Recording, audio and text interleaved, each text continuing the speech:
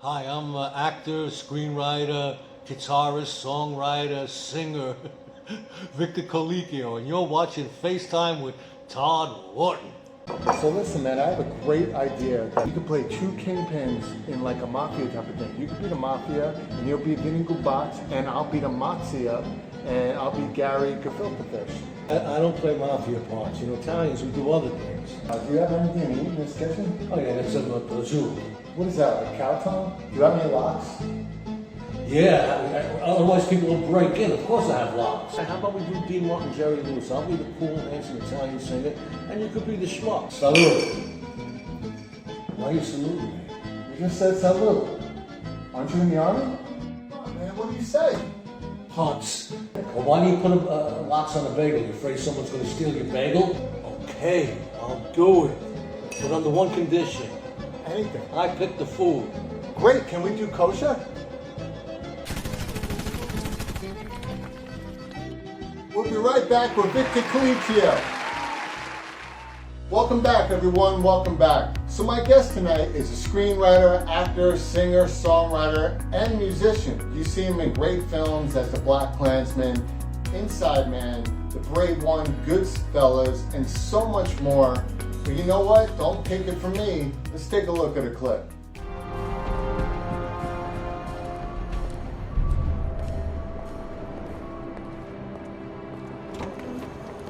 Hey, baby. Hello? What's up, honey? Not much. So what would $50 do for you? Shouldn't she be at home? She got no home. Have you, honey? Where to? Come on in. Looking for a show in the back seat, huh? Oh, yeah.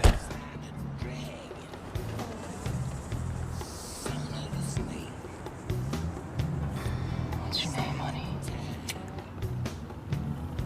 Chloe. What's he got in mind, Chloe? The little whore needs a mommy. Are you a mommy? You're a whore, right? I'm collecting whores.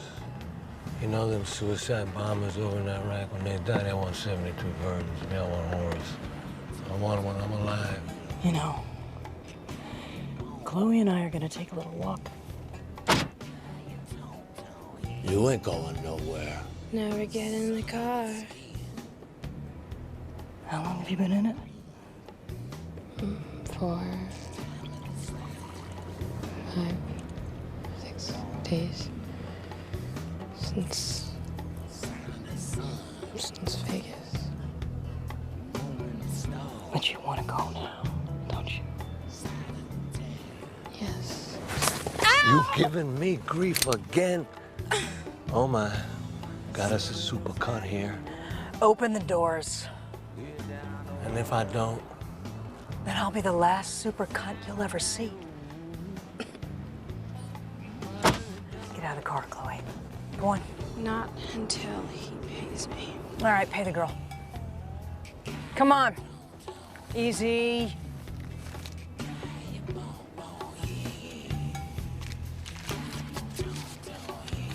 All of it.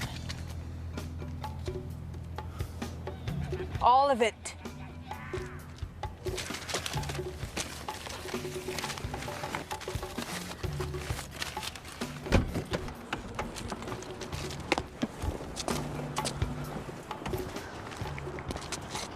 Come on, walk. Don't turn around. Just keep going. You got a family back there, Chloe, in Vegas? No, I went there from Albuquerque. Well, you got enough money to get you home now.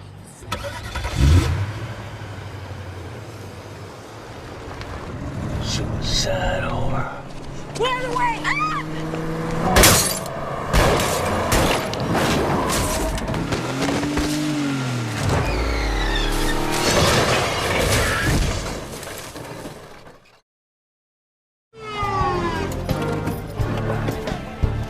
Sergeant Collins, First on scene, the hostage negotiator. That's right, Detective Frazier, this is Detective Mitchell. What do you got?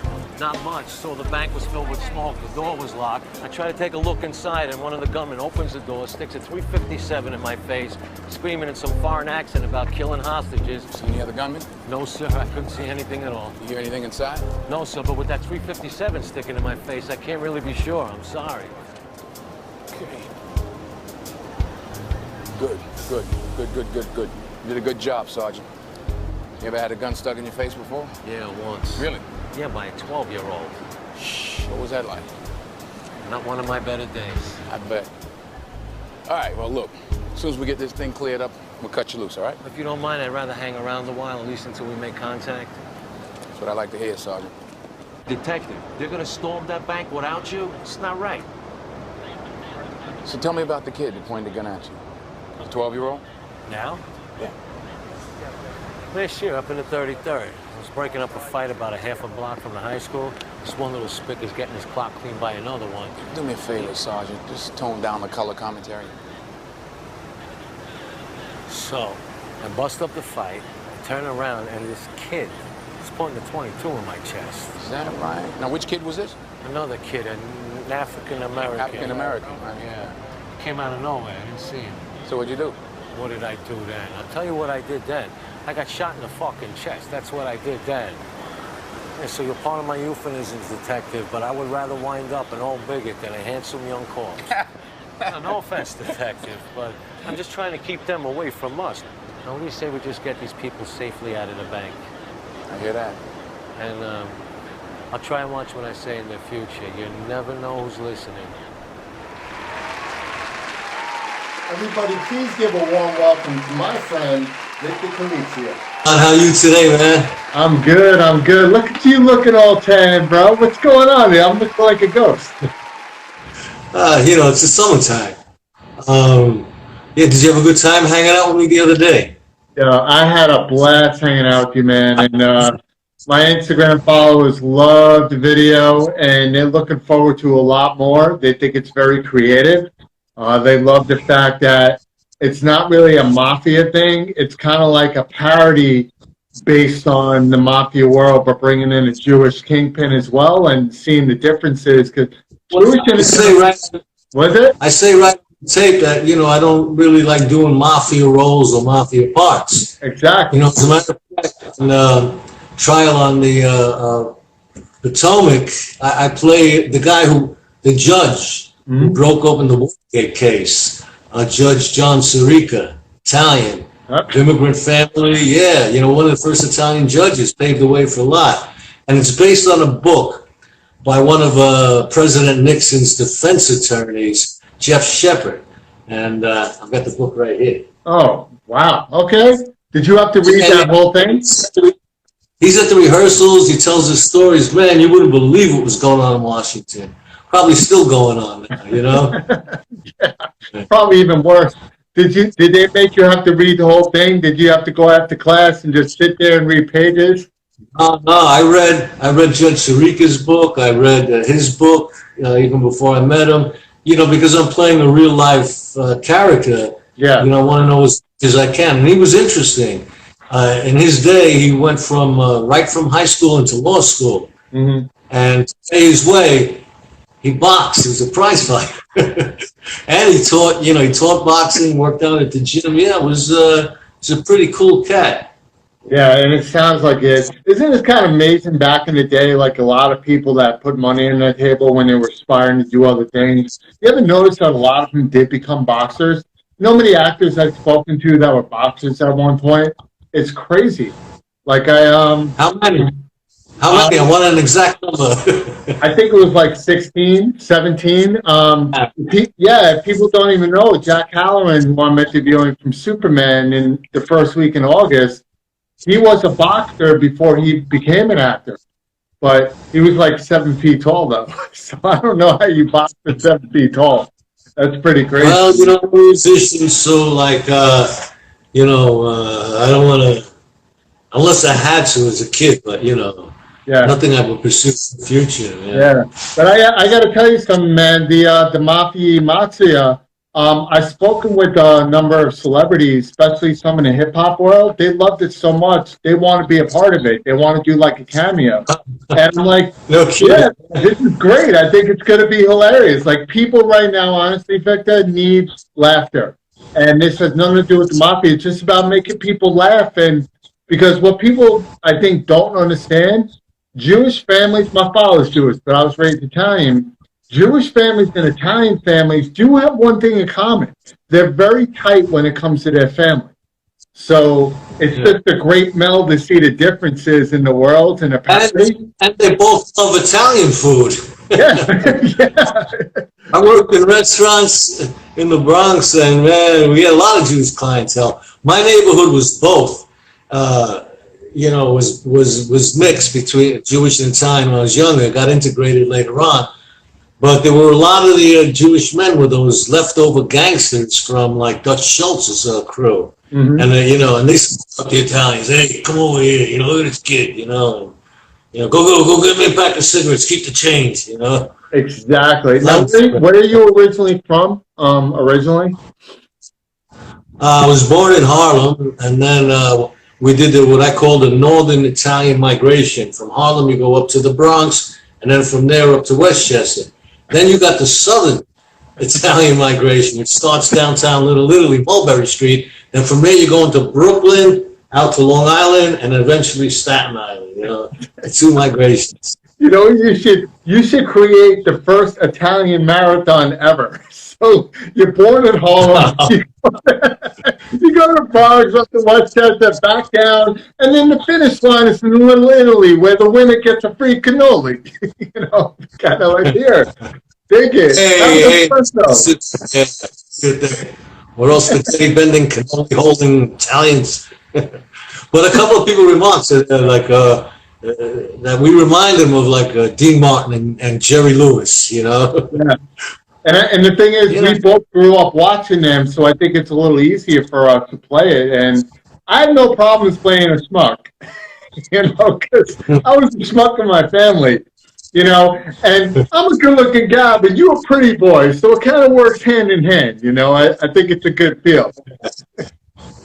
Everybody loves somebody sometimes. Dino. Cool cat, man, really cool. Yeah, but I'm honored to have you on board with this thing. It's great, and I keep telling people, build relationships with people over the years, right? Build trust, build a camaraderie, and then see if there's something you can work on. I think we're missing that right now. Are you noticing that with a lot of people? Like, more and more people today, when they meet you or they meet people, they don't even want to build a relationship. They just want everything from you. You ever get that vibe from some people? That's today. It's instant, People don't even cook today. They call up all those services, And I love cooking so much. It takes me longer to clean the mess after I cook, But wait, now a word from our sponsor. Trial on the Potomac, starring Rich Little and featuring Victor Colicchio, from August 4th to September 4th at the theater at St. Clemens on West 46th Street in Manhattan. And where can you get your tickets, Victor? Where can you get the tickets? You can just go on our website, Trial on the Potomac, or you can go to Telecharge has them as well. Very cool. Yes, but Rich Little, he's a very well-known entertainer, comedian, and he hosted the Tonight Show for Johnny Carson quite a few times. He's been all over television, nightclubs. He's still, at his age, like 80 years old, he plays 3 nights a week in Las Vegas, So he has his own residence in Las Vegas now? Yeah, he's a brilliant actor. He got his start by impersonating Nixon, so this is natural for him. Yeah, I remember him playing it when I was a kid. I used to confuse Rich Little when I was a kid with Robert Klein. Have you ever heard of that before? I used to confuse those guys all the time. No, you're the first. You're the first. And by the way, for you young kids out there, when we're talking about Nixon, we're talking about a former president, not one of Santa's reindeers. The kid's already like, Mommy, I want to go see the show. Nixon is performing. Let's see. There was Adolf, Sloppy, Nixon, Dixon. What else you want to know? You know what I want to know? How did you get hooked up in this play? Like, because you're a film actor, you've obviously been in a lot of iconic films. How did this develop? How did they ask you to come into this play? Well, before I did films, I did a lot of plays. I did a play called Half Deserted Street about an Italian-Irish neighborhood in Hell's Kitchen, about a gang. And I played Bugs, the leader of the gang. And it was written by Robert Moresco, who went on to win an Oscar for his screenplay Crash. And so it's a really good play, and I got some good reviews from it. And that kind of set it up. And I always try to do plays in the beginning because I like it. It's like, as a musician, if you're in the studio, it's work. But when you're in a live audience, you feed off their energy. Every performance is different. And, so I always had a love for the theater, and I've been in the business long enough that the casting director, she had contacted me, Lisa Regina. Right. And, we took it from there. I met with the director and the writer, and they thought I'd be a good Judge Sirica. I was, same age he was at the time, and, similar background. Yeah, and you need a little toughness, correct, on this role in order to be a judge? Especially as he was known as Maximum John, and he broke open the Watergate case by threatening the convicted burglars. If they don't say who they're working for, he's giving them the maximum, and they knew he wasn't kidding. And he was an honest man, really honest, and he loved America like an immigrant son would love this country. They believe in everything, the red, white, and blue, land of the free, and he loves this country, and he wanted to get to the bottom of the truth, especially when he found out that one of the Watergate burglars, one of the defendants, lied in his courtroom, and he didn't like that. Well, you're swearing under oath in an Italian judge's courtroom, and you lie, you got what's coming to you, man. That's crazy. When you read the script, were you impressed by that? Because I know some of the hardest things to do is take a real life circumstance and make it into a play where it's believable, because obviously the set has to be on point. It's got to be written real well. Were you impressed when you first saw the script, or did you see things that needed to be updated? But I remind you, every day at rehearsals, we have the author, Nixon's defense attorney, Jeff Shepard, and gives us insight, and he makes sure we stay, to the truth. But the play, what's interesting about it is that it's not so much about Watergate, like President Nixon was forced to resign. And we asked the question, what if he didn't resign and he went to trial? Would he be guilty or innocent, A lot like what's going on with Trump. So it takes place after the Watergate, and President Nixon is on trial for impeachment. And at the end of the play, like, we give out ballot slips, and the audience gets to vote whether or not the president was guilty or innocent. So every day, one day he could be innocent, next day he could be guilty. It's a fascinating concept. And the sets, by our production designer, Josh Iacovelli, all Italians here. Oh, yeah. and it's really cutting edge. The movie screen showing different things, there's lighting. The theater, you look kind of down into the stage. It's different. But let's see, we have Victor Colicchio as Judge Sirica, written by George Bugatti, right? And directed by Josh Iacovelli. It seems this Italians have magnets that draw themselves together. Exactly. Well, it's camaraderie. It's being able to relate with each other, which is great. I'm kind of looking forward to seeing it, especially Broadway's coming back in the third week of September. They're holding a big to-do. But I also love that the off-Broadway plays are coming back as well. So I think New York City is going to do real well. This is Broadway. This is off-Broadway. It's so far off-Broadway, you have to take a cab to get there. Oh, yeah. No, it's on 46. It's about a block a block off of Broadway. It's a very reputable theater. As a kid, I used to go there to see Danny Aiello. He's from the neighborhood too. And he'd invite me to see plays he was doing, written by another playwright, Lou LaRusso, another Italian. And, there was hardly anybody in the audience, but a lot of talent came out of that place. It's a very reputable theater. Oh, yeah. Now, the one thing about you, you're very multi-talented. Not only being in plays and movies, because people need to understand being in a play and being in a film is two completely different types of works, because films, there are millions of takes. Like when me and you shot, you were like, Todd, let's shoot a lot of takes and then choose. In a play, you can't choose. Once you get it down, you need to know it. There's no mistakes. And if you do make a mistake, don't let the audience know, right? Just be really quick about it, which is good. But you're also a screenwriter. Now, what I wanted to ask you, even though it's different, do you enjoy writing more and seeing your work come to life, or do you prefer being the actor itself than writing? Definitely writing. I love writing. When I write, I don't care if it gets made or it doesn't get made. I love it that much because it just takes you out to another place. You never know where the story's going, what the characters are going to do. You kind of go on a journey with them. So it's a lot better than just watching TV. It's like your mind works, you come alive.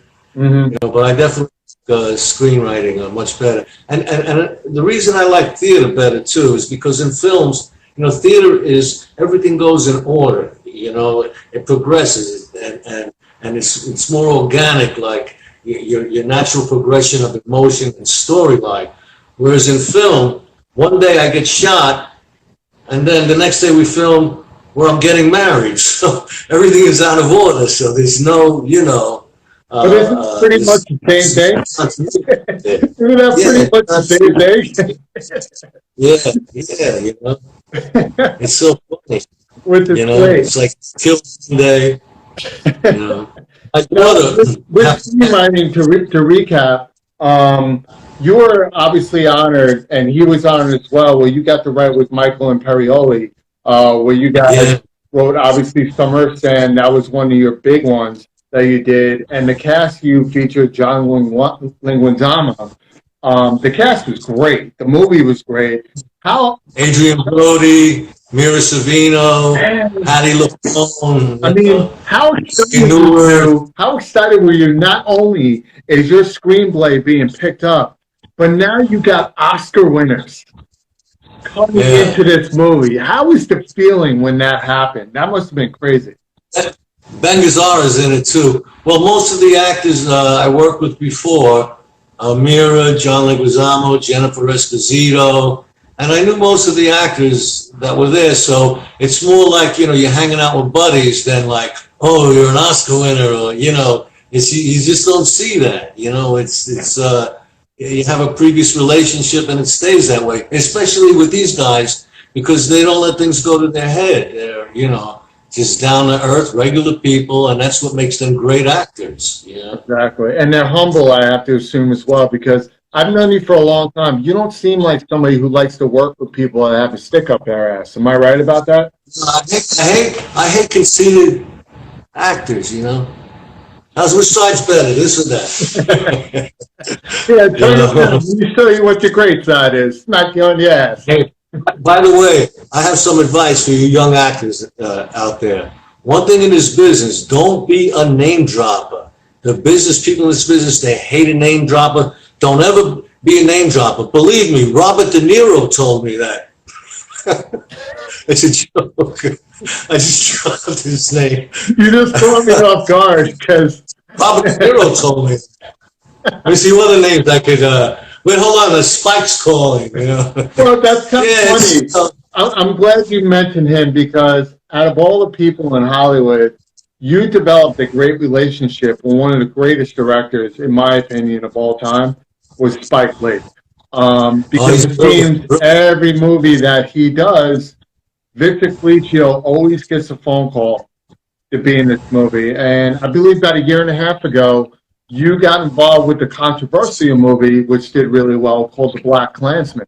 What's your experience to play in this movie? Because that's a movie where it's definitely hard to get into based on the storyline. How did you prepare for a role like that when you got in there? My role was very small in that, and most of that storyline got cut out. I played an ex-military officer who sold guns and bombs to the KKK. Yeah. And, it was, it's just another movie with me and a gun in the hand acting tough. I've done it before. It's it wasn't all that challenging. And Spike has a very comfortable set to work on, so you feel free. He just gets you into the scene where you believe who you are at the time you're doing it. But it's, it's not like I said, like, trial on the Potomac. as Judge John Sirica. That was challenging, We're going to do that throughout the interview. That is awesome. I love it. You just like spot on. How did you guys develop your relationship? When did you guys first meet? And how did you know right away that you knew you'd be working with each other for a long time? Well, at the time, Michael Imperioli was just on as a director. Mm-hmm. And we went to his rap party for Girl 6 that Spike directed. Mm-hmm. And he just said to me, "Hey, Michael, I heard you're directing a movie. What's it about?" And he says, "Well, why don't you ask Victor?" And he wrote it. And I said, it's just about a bunch of Italian guys in the Bronx almost beat their best friend to death because they thought he was the son of Sam. And Spike said, "Send me a copy." So I said, "All right." I thought it was just, being nice. And he called me the next day. He says, "Vic, did you send that over to me?" I go, "Oh, you were serious?" He goes, "Yeah." I says, "All right, I'll send over a messenger to your office right away." And I got on the subway with the script, and I went out there, and I dropped off. And then he called from a plane, and he asked who else was interested. There was a lot of interest in it. And he says, "Let me do it. Don't do anything till I come back.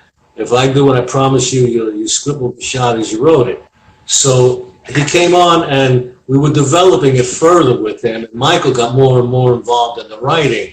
And then the final product came out with, both me and Michael working together. The script changed, and it grew, and it got deeper. And we worked on it from the time Spike came on as he was on as executive producer at first, and he was trying to get us a director. And for one reason or another, we passed, and eventually I saw him on the set of a movie called The Siege with Denzel Washington. And Spike says, "I have a list of directors for you." And I says, "Look, Spike, at this point, you could pick a director. I don't care. Just pick a director you think could do a better job than you. If not, why don't you just direct it?" And he kind of laughed. It's his first, non-black cast. He's working. He got Danny Aiello his first Oscar. We were at people think he only directs black actors and that there's a difference between directing Italians and blacks, And he's been asked that question. Of course. It's ridiculous. He goes, "Is there any difference?" That's what it is. People like that. At the premiere, we're going down the press line, and a reporter asked him, "Spike, is it any different working with Italian actors than black actors?" He says, "Yeah, when I work with Italian actors, I say, okay, listen, we're going to do page 72, scene 23. He goes, but when I work with black actors, I go, yo, man, we're going to be doing this." And then he yelled at me. He said, "What kind of a question is that?" He says, "I got Danny Aiello his first Oscar nomination." Why? Imagine he asked if there's it was a ridiculous question, man, Can you see him going up to Denzel, be like, "Yo, Denzel, I want your black ass here. I want you to stick your ass over there." Blah, blah, blah. Denzel's going to be looking at me and be like, could you put down the color commentary of Mr. Colicchio and Spike Lee? He didn't like the question, but he's a very intelligent man, very well educated. Oh, yeah. He teaches at NYU now, and he just got elected the first black president of the jury at the Cannes Film Festival. Yeah, it's So Things come talented. out. Yeah, Yeah. hopefully I'll be going to Cannes next year because I'm working on a film with Casey Amos. So you never know. You never know. Like I said, you're a man of many talents. One of the things I noticed during COVID that I had the pleasure in seeing, you became a hell of a cook, man. I was blown away by your food. I'm like, yo, whatever lady comes into your place, they are in for a 5-star meal. Did you always knew how to cook, or you really learned it during COVID? Well, I worked in Italian restaurants. I quit school when I was about 15, and I went to work in restaurants. And by the time I was 21, I was a chef up in City Island. You know, basic 1970s Napolitan style and seafood.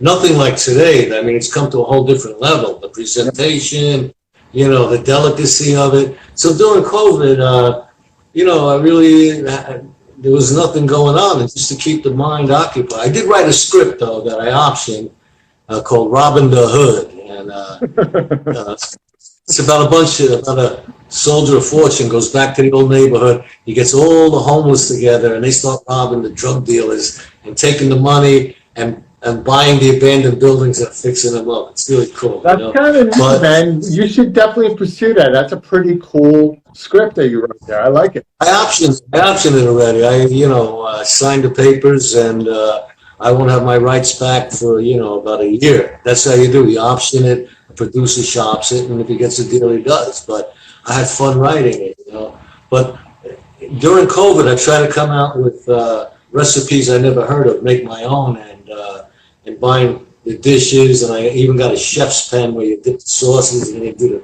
fancy designs, That's great. I tell you. Yeah, and the food is amazing. I was looking at some of your pictures, and next time you want to do a double date, we'll get some good-looking women, get some 2 Italians, and I'll throw a little of my Jewish thing in there, and we'll have a ball, man. We'll have a good time, and it'll be great. Well, I'll tell you. I'll bring that Manischewitz. Listen, it makes no difference. You're Jewish, Italian, black, whatever you are. You're tall, you're short, you're good looking, you're not good looking. If you know how to cook, the girls will come. Women love men that know how to cook. That's right. They always say you get to a man's heart is through his stomach. Taste buds. Yeah, I'm telling you, women love when a guy cooks. Oh yeah, because it's like, oh wow, this guy actually takes it. But then they also question, he better not be cooking me like the one thing that he knows. And then when he gets in good with me, it's all takeout and making me cook all the time. Because that happens with a lot of guys. If they think like that, they know where the door is, Either you can pick up the fork or turn the doorknob. Come back another night, Now, if you're invited. Now, the other thing you're very talented at, you're a singer and a musician, and you got a little soul in you, man. I've heard you play some guitars. You got your guitar around there? You got your guitar around there somewhere? You want to do a little something? You want to sing?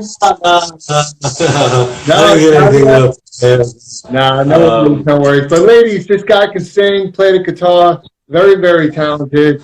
By the way, what's the plug that you want to put in right now? What's the new play? Victor, what's the new play coming out right now? Todd, I came here to talk with you and answer your questions. I didn't come here to plug Trial on the Potomac at the Theater at St. Clements, starring Rich Little, featuring Victor Colicchio, running from August 4th till September 4th. I didn't come here for that, Todd. Hey, but another good thing about knowing how to cook? It's like you cook a good dinner. If you cook a good dinner for a girl, and if she likes it, you tell her, well, if you like my dinner, you got to try my breakfast. Then they want to stay over. I'm going to remember that. You.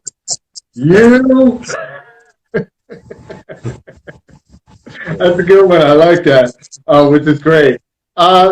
So you, like I said, you've been working with a lot of great people. 2 people come to mind. We spoke about it years ago, but the audience has grown since.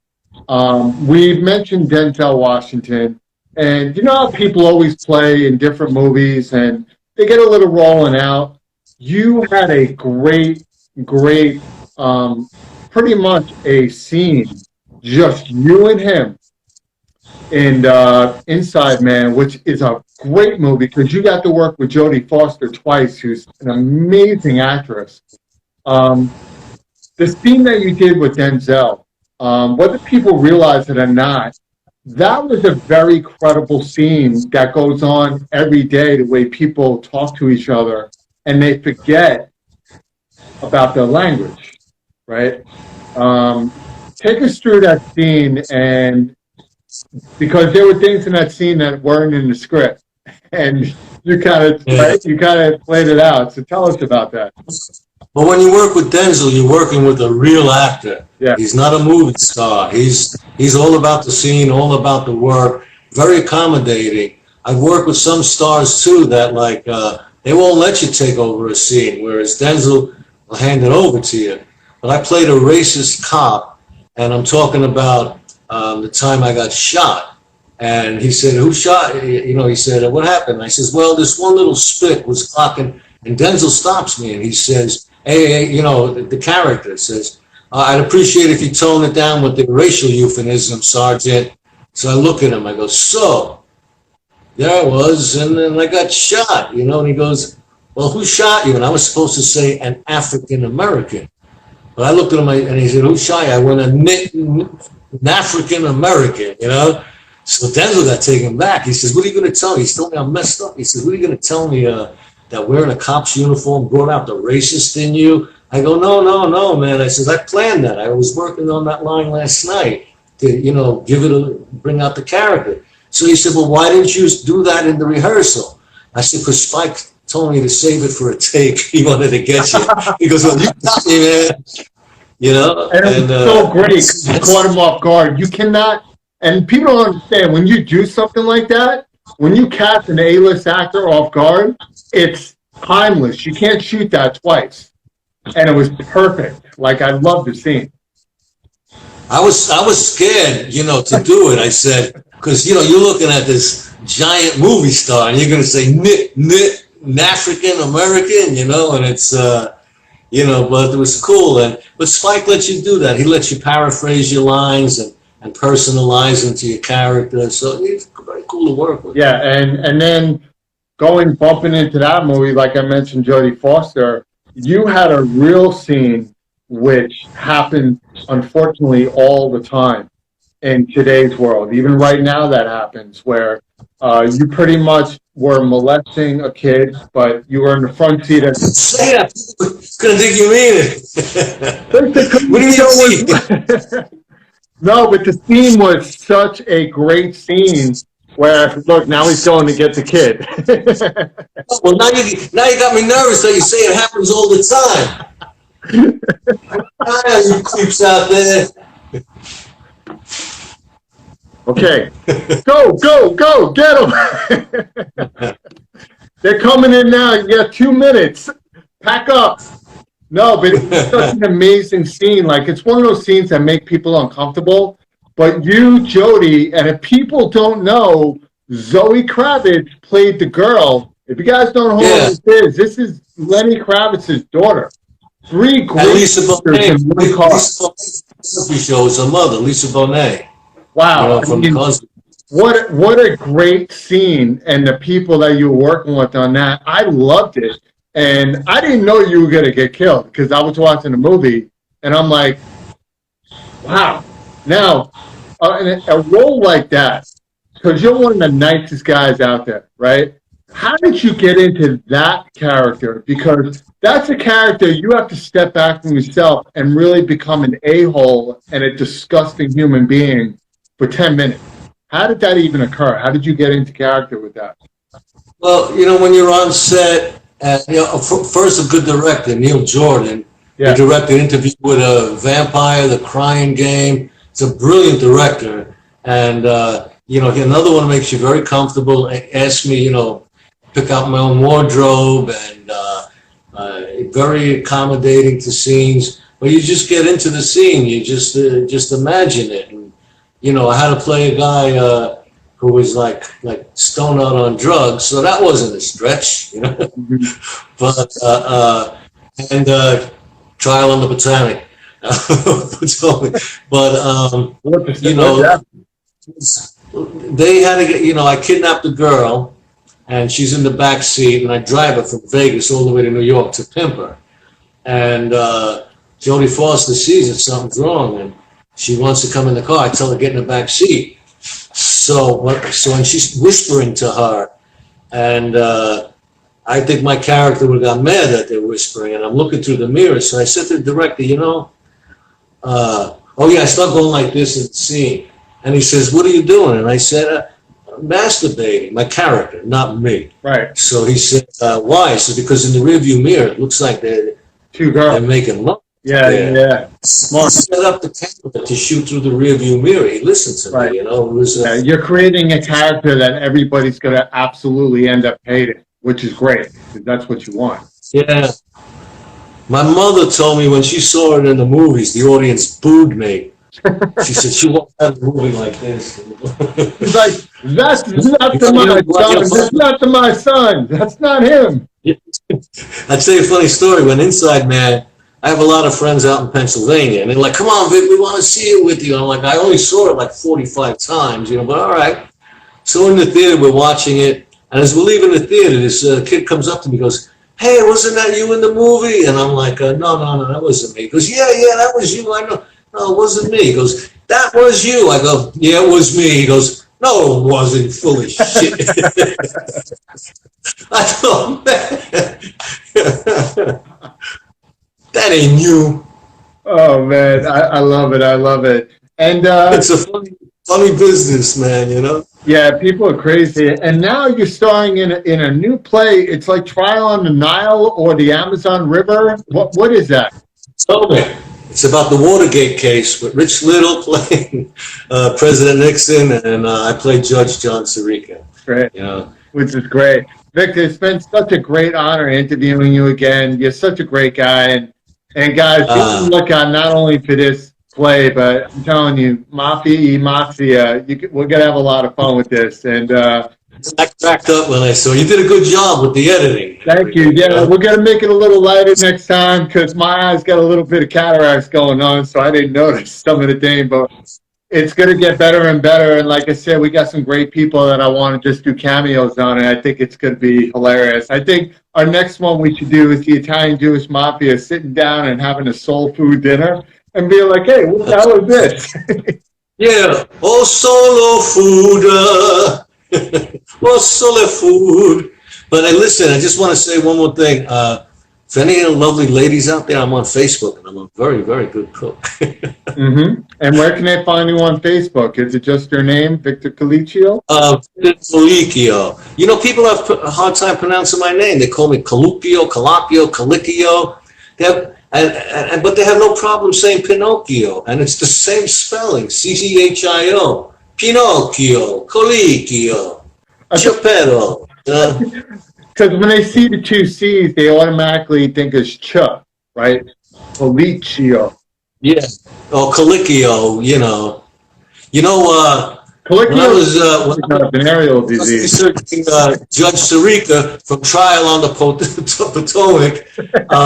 I'm watching the news footage. You know, it's all over the internet and everything. All the white American reporters around the country will call him Judge Sirica, like that. But the New Yorkers call him Sirica. You know, like even the American ones. It's you know, it's a nice place to live. This city. You know, I'm so happy. So happy, man. Things are calming down. I just hope this new strain doesn't do anything. And I'm not sure about the vaccines, if they work, if they didn't work. But I got mine only because I know a couple of people that had COVIDs with no symptoms. And I was concerned that, because I have a good immune system, that I might contract it and spread it to someone else. So I said, I'll take the risk, even though at the time, I didn't know if it worked or not. The numbers weren't in. And I said, I'll risk the side effects. But, you know, it just seems like there's so much information out there. I don't know what to think or who to believe, you know. And I agree with you. I'll be honest with you. I think everybody should take the shot. But again, it's a matter of opinion. But I like the way you just said it. Yeah, I think at this point, you know. For other people, right? Get Do it for your other own people. research. Yeah, if you don't care about get it for other people because, for example, I was just at your place a couple of days ago when we went around the city and we shot this. What kind of friend would I be if I show up at your house and I lied to you and said I got the shot and I have COVID, right? Let's say I had COVID and I don't even know I have COVID, and then a week from now I get a phone call that you're sick. And that's what I'm trying to tell people. Don't do it for you if you don't want to take a shot. Do it for your friends and do it for your family. Now, in terms of this new variant, I have a feeling that the COVID shots we took were for the present COVID at the time, right? I don't think this shot, in my opinion, was ready for Delta variant. I don't, because we're noticing that people that got the shots and they have COVID now, they all have symptoms of the new variant, but they got the shots from the old variant. You see what I'm saying? You know, I tell you, it's a learning lesson. I thought about, during the whole time, first you hear about it, you have the fear. I thought, what would I do if I have got COVID? I said, the first thing I would do if I had COVID, I'd go see my ex-wife. But no, I mean, that is so messed up. Hey, baby, we get along. Alimony. No, we get along very well. She's probably watching now, but it gives you an appreciation for life. Like the cooking. After the winter, the first sunny day, it's like as if it was the only sunny day in your life. And that's what I say now. COVID has taught me that no matter what you hear about it, what you believe, the vaccines that don't, you have to live your life like every day's the last one. Correct. Don't dwell on this, who voted for Biden, who voted for Trump. Don't get hung up on the anger and the differences. Appreciate everything you have. Beautiful day, friends, good food. You can't, I think that people with these angry, negative minds are more prone to get COVID because the mind is the best immune system you can have. That's right. They always say sound mind, sound body. Laughter is the best medicine. Anger is the worst. That's true. Hey, I'm getting preachy now, River on the Potomac. Yeah, and I love that. I can't wait to see that play. So where can people go buy tickets to go see that play? Yeah, go on our website, trialonthepotomac.com. Trialonthepotomac.com. Now, people get the spelling confused. Is it AC or IC in this movie, or Potomac? Man, that's backwards. We can't read backwards. It's Potomac, Potomac. It's the Potomac River in Washington. All right, so if it's you don't sound like stupid, listen, man, if it's a bad play, you got to get out from behind that camera, get out in the real world. I'm sorry, man. I mean, my real world is New York City. Listen, I'm going to tell you right now, if that place stinks, I'm taking my tickets and I'm throwing the Potomac into the Hudson. I'm telling you that right now. I'm throwing the Potomac I like into the Hudson. I like the background. All right. I wish I had that behind me. That's nice. Well, you got a nice apartment, man. Great view. Beautiful view. Ladies, he can cook. He's a good-looking man. He's single. He's got a great apartment. And if you... Are you asking me on the date, Todd? I'm getting a little confused here now. Oh, yeah. I'm giving you... I love your background there. Is that your apartment back there? It's nice, man. Thanks, man. I appreciate that. I even had a talk with God, and he put my logo on the moon. So it's pretty cool. Oh, I was wondering what that was. Nah, I appreciate that. Yeah, I got to pop my logo up there. But listen, Vic. What other guests you have coming up this week? Oh, thank you for asking. Tomorrow night, we have legends coming on for the first time doing an interview. The group Sequence, the first all-female hip-hop group ever, which is Blondie, Cheryl the Pearl, and the legendary Angie Stone is going to be here tomorrow night. Thursday, I got Kenny Aronoff, who's rated one of the top drummers on the planet by Rolling Stone magazine. If you guys don't know this guy, check him out, because if you remember the Led Zeppelin tribute by Lenny Kravitz when President Obama was there, the drummer was Kenny Aronoff. That's how good he is. Friday, I have one of the biggest celebrity stylists ever, Philip Block, is going to be on here. on Friday. He had styled everybody in Hollywood, and I'm going to chop it up with him on Friday. And then next week we have another all-star cast as well. So it's a great week. So how much longer for this season now? How many? How far do you go? After tonight, after this week, I got 3 weeks left. And then after season 2, that makes it about 110 celebrities I've interviewed in 2 seasons. Pretty cool. Well, I don't know if I consider myself a celebrity, just a blue-collar actor, basically, you know? Well, it's good, you know? You got to be a good guy for me to interview you. No, you know, because I could still ride the subways. Years ago, I was on a TV series called New York Undercover. I played this character named Slick Rick. He was very cool. He was a con artist, you know, and the cops used to come to him for information, you know, like Huggy Bear from Starsky and Hutch, and, you know, those guys. And I was on the subway one time with my daughter, and the door opened up, and all these high school kids come out, oh, there's Slick Rick, and they rushed, and I lost my daughter. I freaked out. You know, and they were asking me for autographs, and I finally found her, and I says, no, I can't, and I hopped off at the next stop, you know, and they're like yelling at me, oh, you can't give an autograph, fuck you, and you know, and so that part I didn't like. I love riding the subways. I saw Curtis Leewood the other day. Yeah, dude, a lot of celebrities ride the subways. Once in a while, you'll catch Keanu Reeves in the subway. Your good friend and my friend, Tony Danza, rides the subways a lot. Jake Gyllenhaal is always on the subways. So, you know what it is? I think a lot of celebrities, they like to keep it humble and they like to keep it to their roots because some of the Tony's a regular guy. That's how you learn. Ride subways, ride cars, watch people. That's how you learn the character. I was Tony's understudy in a play called Wrong Turn, directed by Gary Marshall and starring George C. Scott. And so I was his understudy, and when he left the play, I got to go on a little bit with George C. Scott. That was pretty cool. You know, the guy's an Oscar winner, Patton, you know. Icon. But Tony's he's a regular guy, you know. It's you know, drinks his beer, hangs out, you know.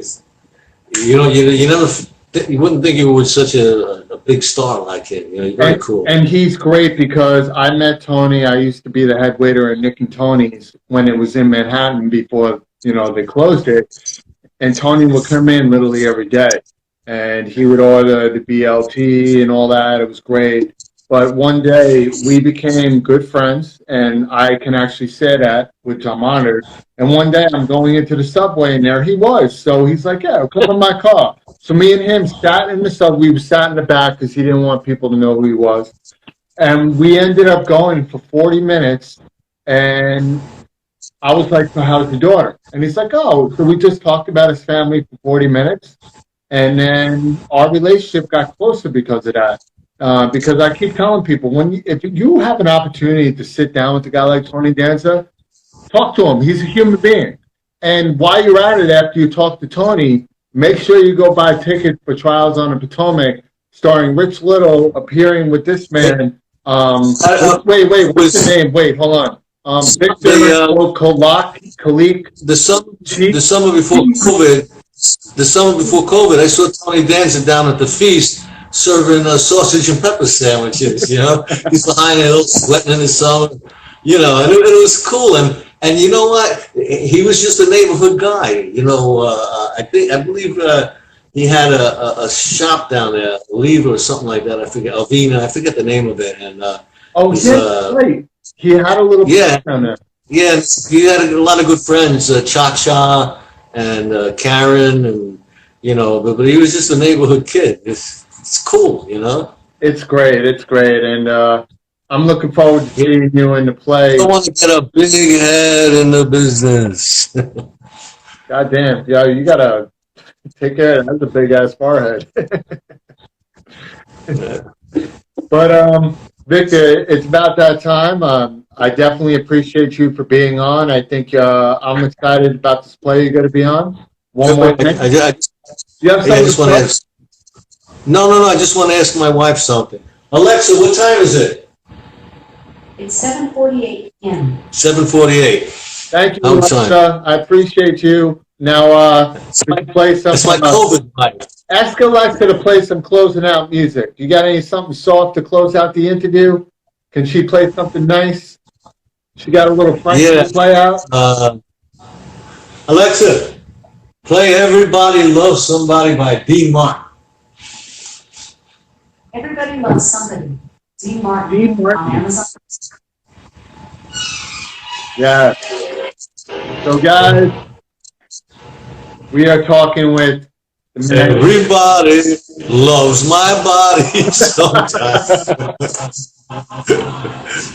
He sang that. Everybody hates my body all the time. Yeah, he sang that. He was always doing stuff like that. Sometimes now, if I had you in my shower. He's a funny guy, man. And before we leave, go get you tickets to Trial on the Potomac with Rich Little and my man named Victor Colicchio. Just call him Victor. Well, here, watch. If I had you in my shower. If I had you in my shower. But a little advice from words of wisdom from D. Martin. You're not really drunk if you could lay on the floor without holding on.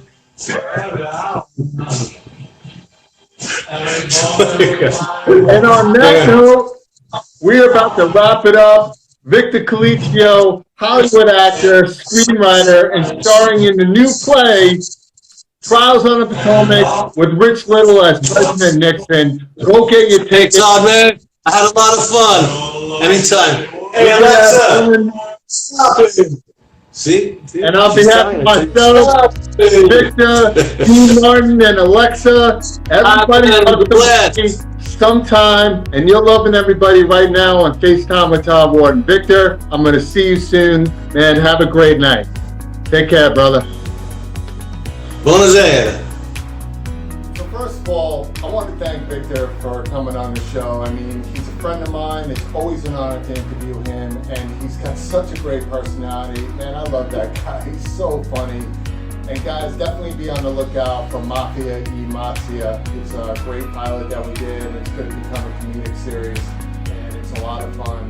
And of course, thank you to my live virtual audience for tuning in. I hope you guys enjoyed the interview. We had a blast. And tomorrow night, as we mentioned in the interview, I got Legends coming on. The Sequence, one of the first, and I said one, but let's cut it because I did that on purpose. They are the first women of hip-hop, all-female hip-hop group. Members are Cheryl the Pearl, Blondie, and of course the legendary Andy Stone is going to be in the house tomorrow night. So guys, take care, be well, and if you're not living the passionate life, then reach out to your life. I'll see you tomorrow night. Guys, so the next time you're online surfing for porn, you might as well stop by a YouTube channel and subscribe. Now I know what you're thinking. It's not the same thing, but I'll put it to you this way. If you get caught, they're not going to look at you funny, and they're probably going to subscribe as well and join you in the fun.